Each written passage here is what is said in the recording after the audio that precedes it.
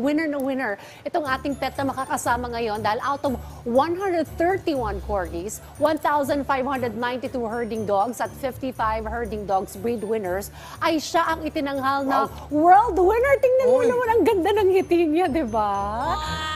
And they made history dahil siya po ang kauna-unang world winner dog mula sa Pilipinas na nanalo sa isang World Dog Show. Alamin natin kung sino siya, pero bago yan, panoorin muna natin ito.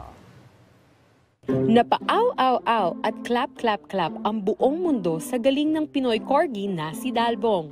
Dahil sa pagpapakitang gilas nito sa katatapos lamang na World Dog Show 2023 na ginanap sa Geneva, Switzerland, at tinanghal na first world winner dog na nanggaling sa Pilipinas. Kaya naman this morning ay kilalanin pa natin si Dalbong the Pinoy Corgi Champ at alamin natin sa kanyang fur parent na si Wency Villanueva kung paano sila naghanda. Dito lang sa Wednesday Pets Day.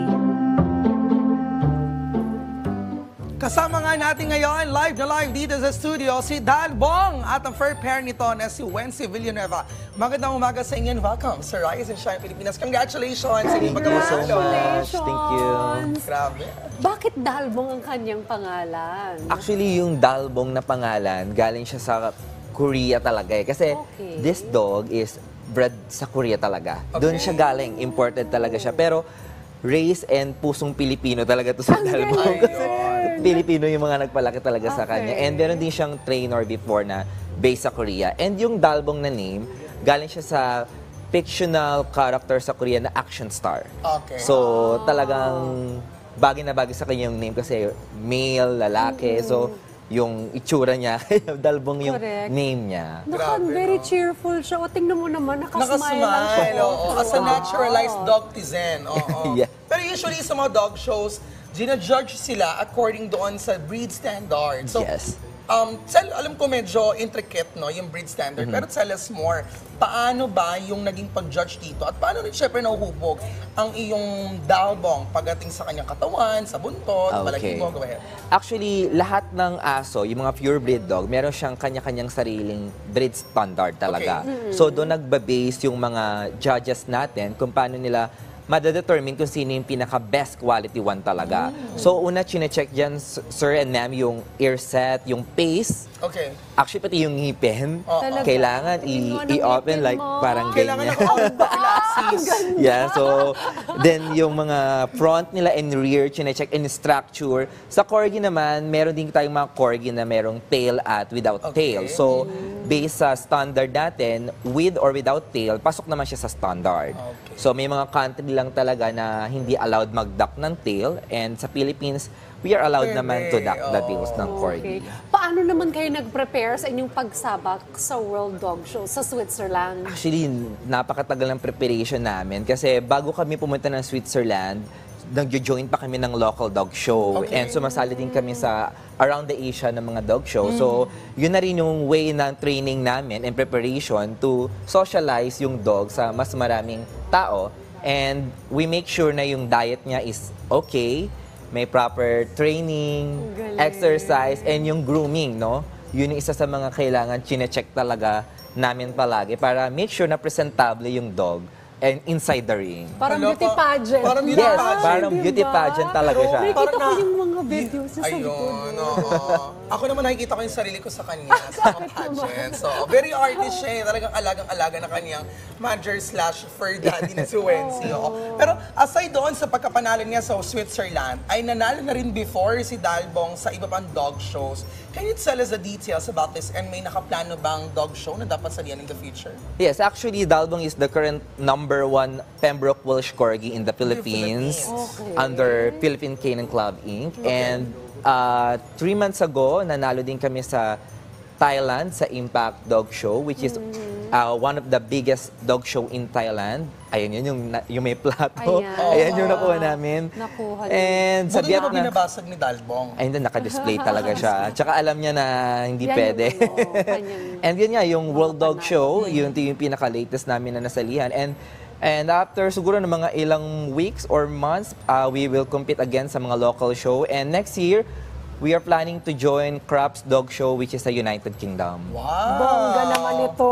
Baka mamaya kunin na ng Buckingham Palace. Ano yung Buckingham Palace? Pwede, Oo, ganda pwede. pa naman yung Oo, kailangan. mga gusto Yes. ni Elizabeth. Alin yung mga pets mo na ganito, na corgi? Meron ako sa bahay na 11 corgis actually. Wow, okay. Total of 12 lahat-lahat Total sila. of 12, kasama siya. Oo. Kasi may mga breeding din ako, nagbe-breed din ako ng corgi. May mga baby siya doon. May mga anak na siya actually. Ah, okay. Ang galing-galing naman ni Dalbo. Yeah. Okay, so lahat ng pets mo may passport na. Yes, actually, yun sa mga kailangan. When I say parang pet passport, yun yung vaccination card. So we make sure na yung mga dog talaga is healthy and fully vaccinated kasi isa din yun sa mga required na kailangan kapag sasali ka sa mga competition. Kailangan fully vaccinated and healthy yung dog. Okay. So sa mga nagbabalak na isali rin yung kanilang mga pets sa mga ganitong World Dog Competition, how will they start? Ano bang may papayo mo sa kanila? I think the number one thing na kailangan lang nila i-consider is kailangan meron talaga silang passion eh. Okay. Kasi kung wala yon, wala kang time, wala kang eagerness to do everything para sa dog mo. So, kailangan meron ka talagang passion. At the same time, una, kailangan purebred yung dog mo. Kasi sa dog show po kasi, allowed lang po yung mga purebred dogs. Okay. So, yun po yung una. And then, fully vaccinated, healthy, at the same time, may proper training yung aso. So, lahat naman po tayo open sumali sa dog show. If you want to join, meron po tayo mga local dog show na under sa PCCI. So, pwede po tayo makipag-communicate and malaman po natin mga details paano makapag-join. May question ako, kasi parang minsan may napapanood tayong dog shows, pero puro tricks yung ginagawa nila. Ito parang nakatayo lang. Yeah, meron tayong ibang dog show para doon. Ang tawag po din is agility. Yung mga, may mga tumatalon, tapos may mga hole, then nag-run. Sa kanila, ang tawag po dyan is conformation dog show. Conformation dog show. Which is parang beauty pageant. So, ginajudge sila based sa breed standard nila. Yung quality talaga ng dogs ang chine-check. Syempre, Pati kasama sa paglakad, pagrampa. Yes, yes. Yan, yung nasa Paano video. yung Q&A naman nila? Hindi, may best in talent portion. May talent portion ba? Wala. Pero I think makita pa rin yung mukha niya at lagi nakangiti. That's already a talent. Yes. Ang galing mag-project. Yes. Lagi Thank na siya you. nakasmile. Ganyan ba siya? Alam niya kasi may camera, gano'n. Nangungusap nga siya. Compared dun sa iba natin na bibisita, mga kasama mga shows, mga dogs dito, nanginginig siya, parang very confident pa Totoo. rin. At very sociable, ano. Oo. Yes, sanay na sanay sa crowd talaga tong dog nito. Kasi tinrain namin siya na masanay sa maraming tao. That's the part of being a show dog. So, kailangan sanay ka sa crowd, sanay ka sa lights, sa mga sounds na malalakas. So, yun isa sa mga edge niya talaga. Kung meron kagandahang Flores, na Kuya Reggie Flores, meron na yung gagawin kagandahang Fifi, pero puro mga dogs naman yung mga Why beauty not, queens di ba? natin. Itayo mo na yan. Well, congratulations Thank you so much. again. Thank you. Very busy pa ang inyong schedule. So, Aabangan kanya, natin siya. meron ba siyang Oo. like mga social media accounts? Kasi baka marami ng fans itong Yeah, si you can Dalbo. follow us sa page namin sa Arco Baleno Corgis and to my personal social media account which is Wency Villanueva Corgis. Ayan, maraming salamat sa pagsama ninyo sa amin ngayong Wednesday Pets Day. Again, thank you so much, Wency Villanueva. And lalo na kay Dalbo! Congratulations! Congratulations! And sana magwagi pa kayo sa Thank you. maraming dog show sa inyong sasalihan.